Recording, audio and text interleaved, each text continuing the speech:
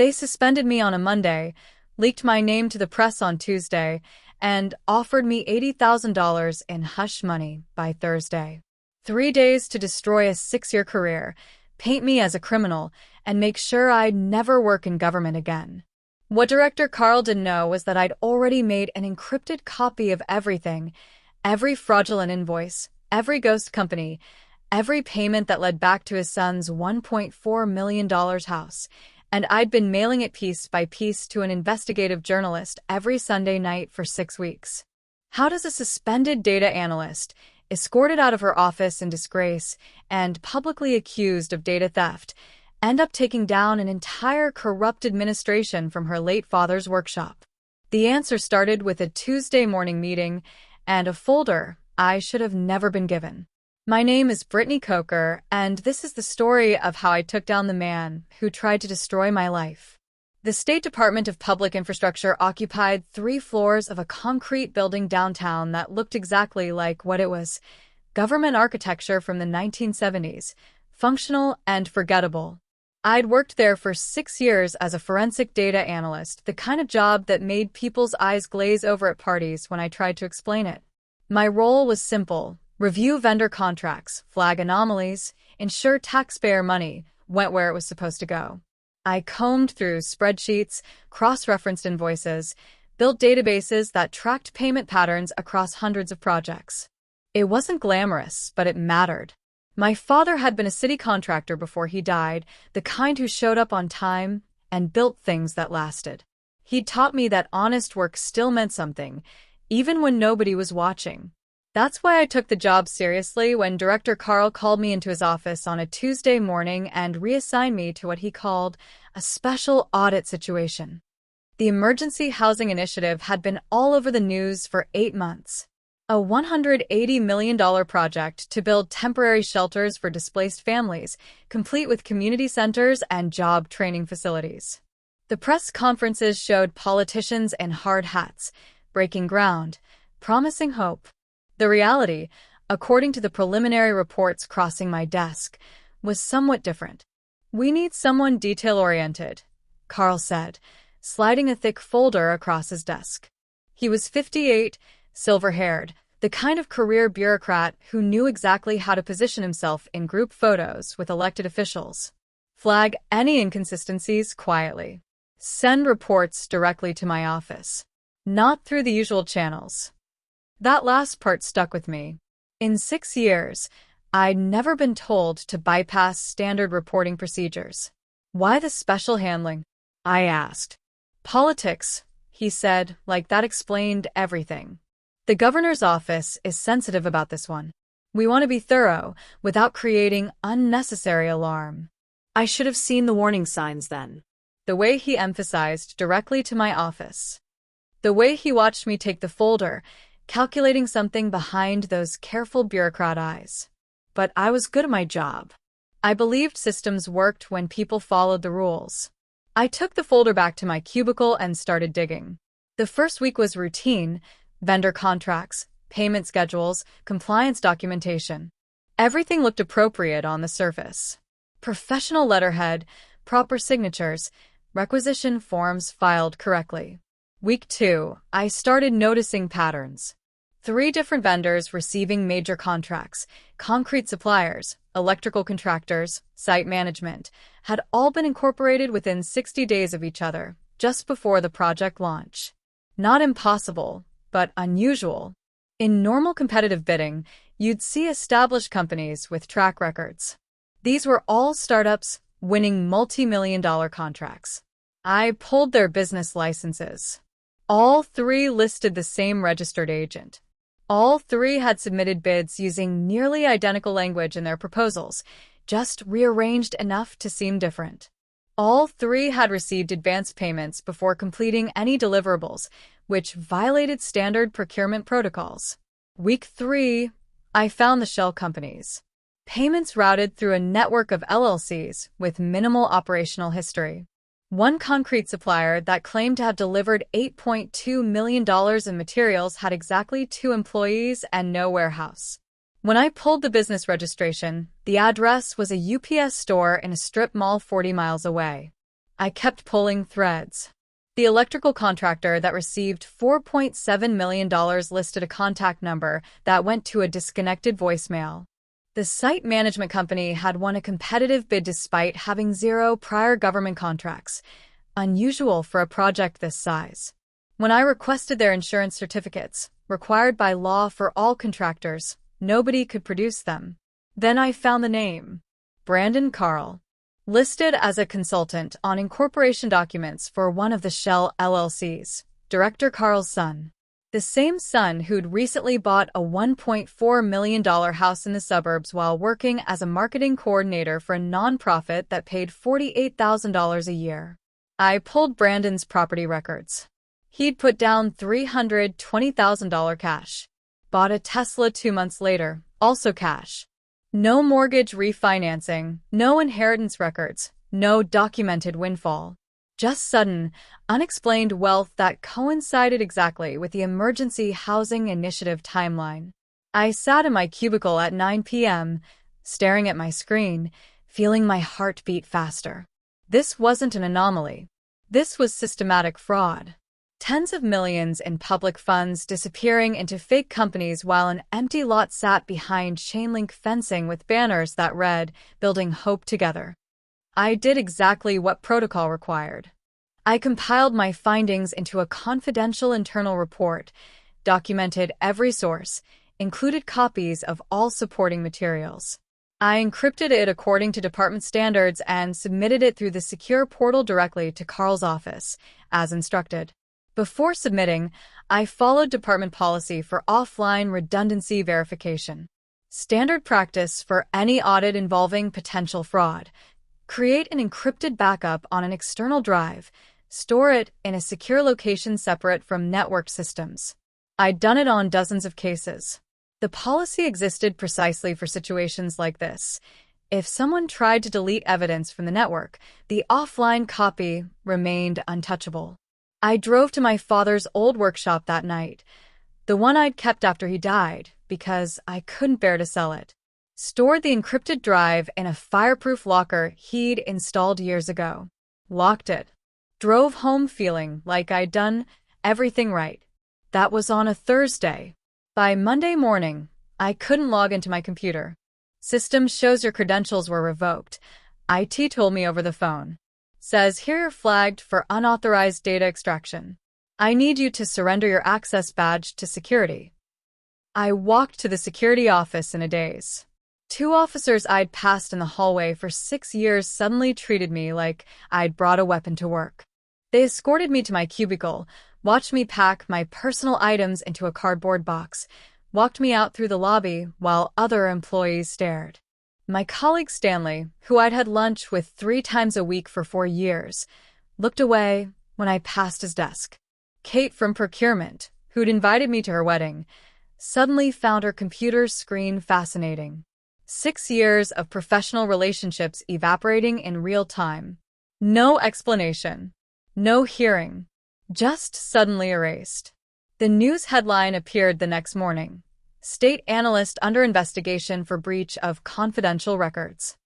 The article was carefully worded. I wasn't arrested, wasn't charged with anything specific.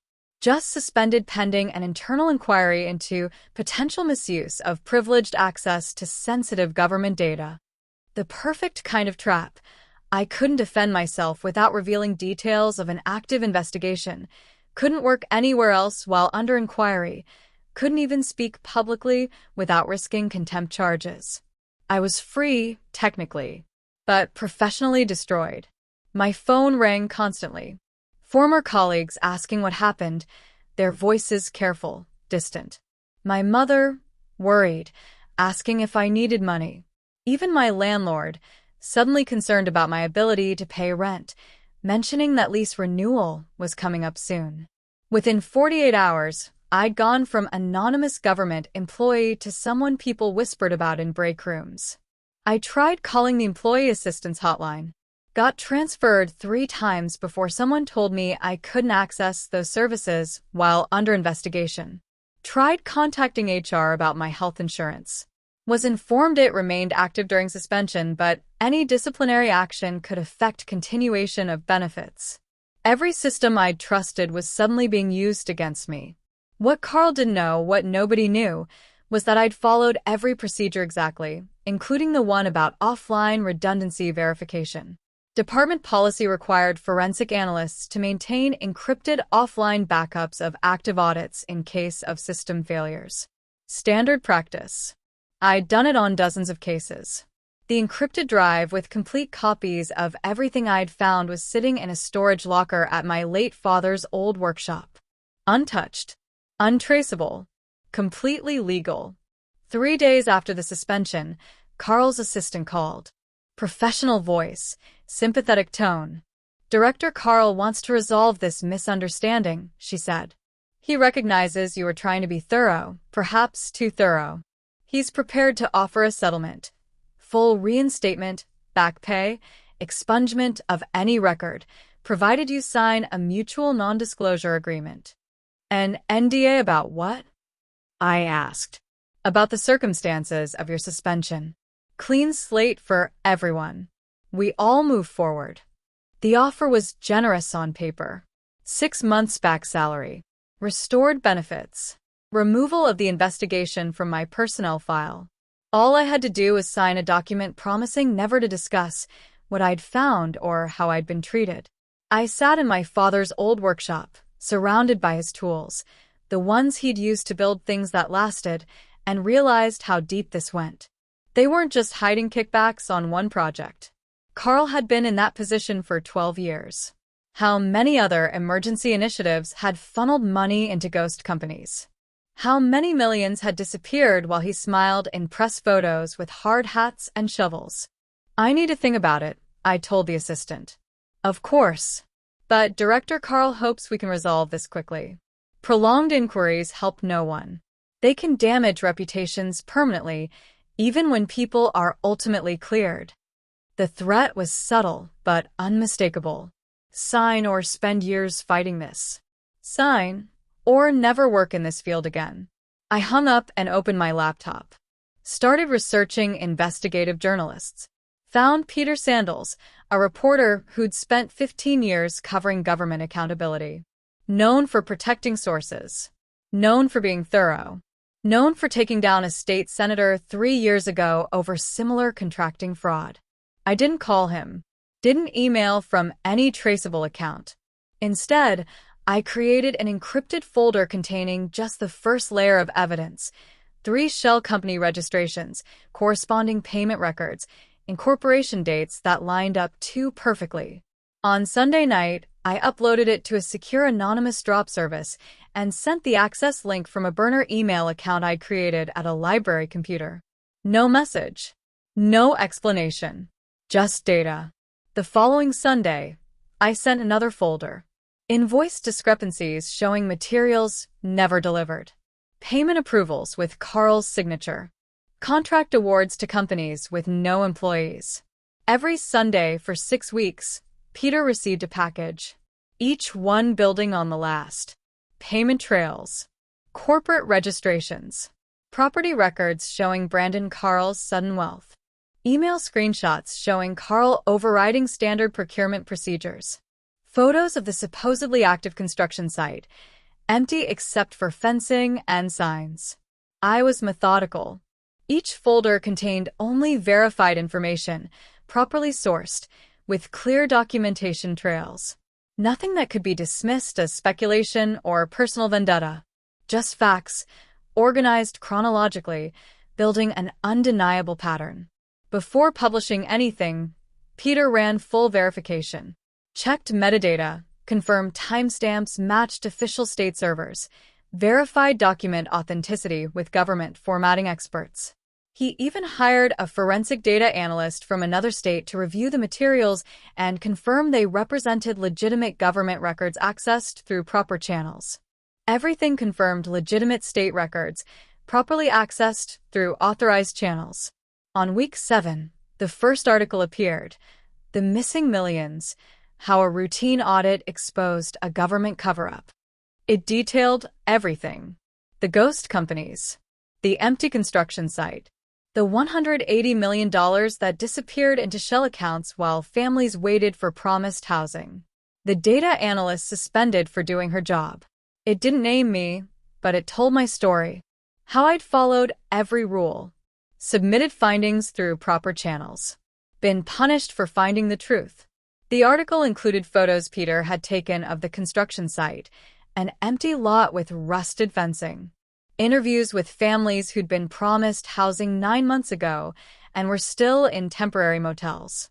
Documentation of how much money had been spent versus how little had been built. By Tuesday, 3 other newspapers had picked up the investigation. By Wednesday, the governor called for a full-scale inquiry. By Friday, federal auditors were reviewing departmental records going back 8 years. Carl gave a tearful press statement denying any involvement. "I'm as shocked as anyone. We're cooperating fully with all investigations. If someone in my department engaged in improper conduct, they'll be held accountable." He looked convincing. Wounded. The dedicated public servant betrayed by a subordinate's corruption. I watched from my father's workshop and felt nothing but cold certainty that the truth would surface eventually. The hearings began 4 weeks later. I watched on television from my father's workshop.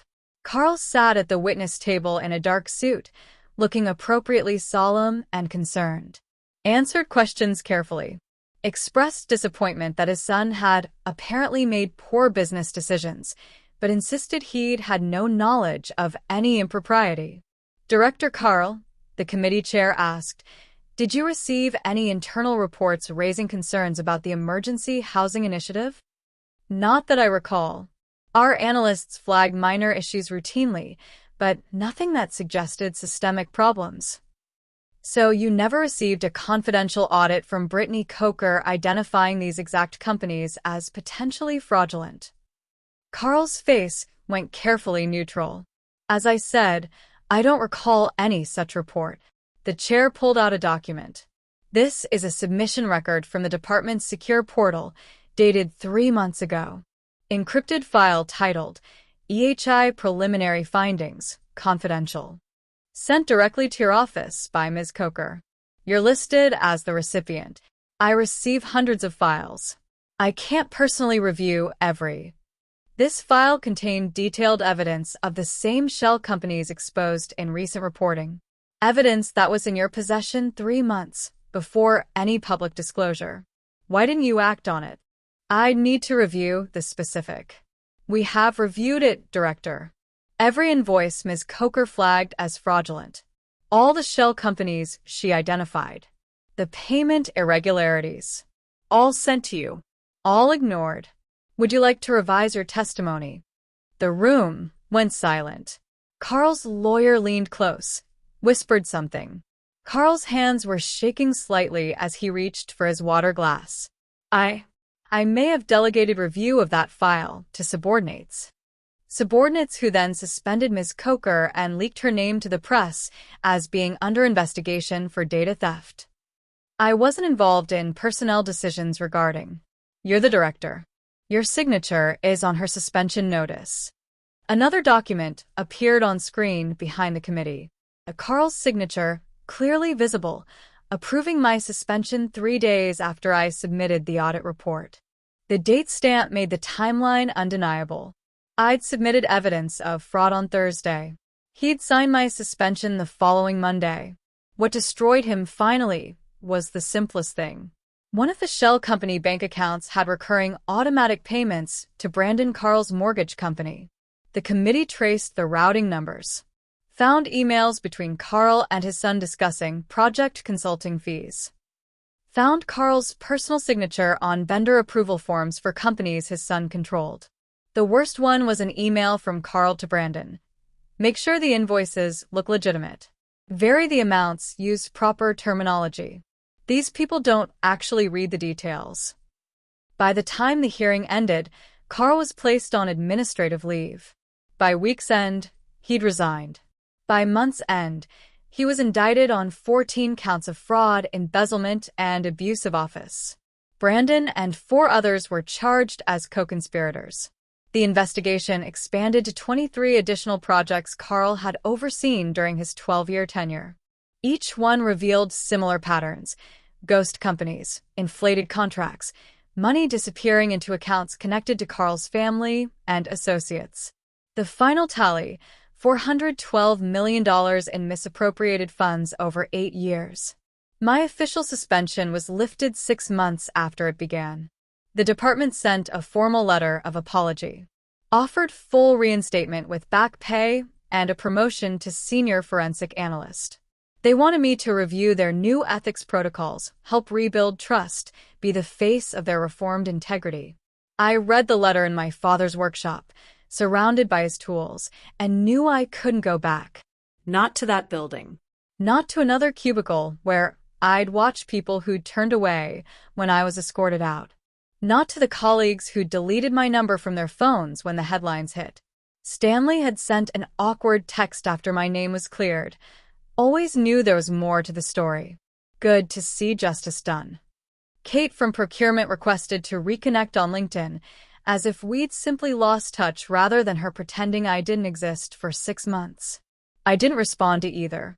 A year later, the department hired a new director.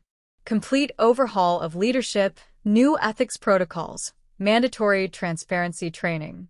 The new director sent an email requesting I return as an external auditor to review their updated procurement processes. I sat looking at that email for a long time before responding. Finally, I typed, "Happy to review your contracts. Just send them to the address you once deleted." The email went viral internally within hours. Became a quiet legend in government offices across the state. The analyst they tried to erase who came back stronger. I never did take that auditing contract. But knowing they asked, knowing they had to ask was enough. The Emergency Housing Initiative was eventually completed under new management. Real contractors, real materials, real shelters. When it opened 2 years later, they invited me to the ceremony. I stood in the back, watching families move into actual housing, and thought about all the Sunday nights uploading evidence. About choosing to be thorough when it would have been easier to be quiet. One mother was crying as she got the keys to her unit. Her daughter, maybe 7 years old, kept asking if this was really their home, if they really got to stay. The mother nodded, unable to speak, just holding those keys like they were made of gold. That's what $180 million was supposed to build. That's what Carl had stolen. Not just money, but years of stability for families who had nothing. Carl was sentenced to 12 years. Brandon got 7. For others took plea deals. The money, what could be recovered, went into a victims fund for projects that had been defunded while ghost companies collected millions. I keep a photo on my desk now. My father in his work clothes, standing in front of a building he'd helped construct. It's still standing 40 years later, exactly as solid as the day he finished it. Next to it, I keep a printed copy of that final email. Happy to review your contracts. Not revenge. Not anger. Just a simple reminder that some things, truth, documentation, properly followed procedures, are built to last. Peter Sandals won a journalism award for the series. During his acceptance speech, he said something that made the news. This story only exists because someone believed the system should work the way it was designed to work. They followed every rule, documented everything, and trusted that truth was stronger than corruption. They were right. He never named me publicly. Didn't need to. Everyone who mattered knew. 6 months after the Transparency Lab opened, I received a package. No return address. Inside was a hard hat with "Building Hope Together" printed on it, one of the promotional items from the original Emergency Housing Initiative press events. Someone had written on it in permanent marker. Now we actually did. I kept it in my office. A reminder that sometimes the long way around, through proper channels, documented evidence, methodical truth-telling, is the only way that actually works. My father would have approved.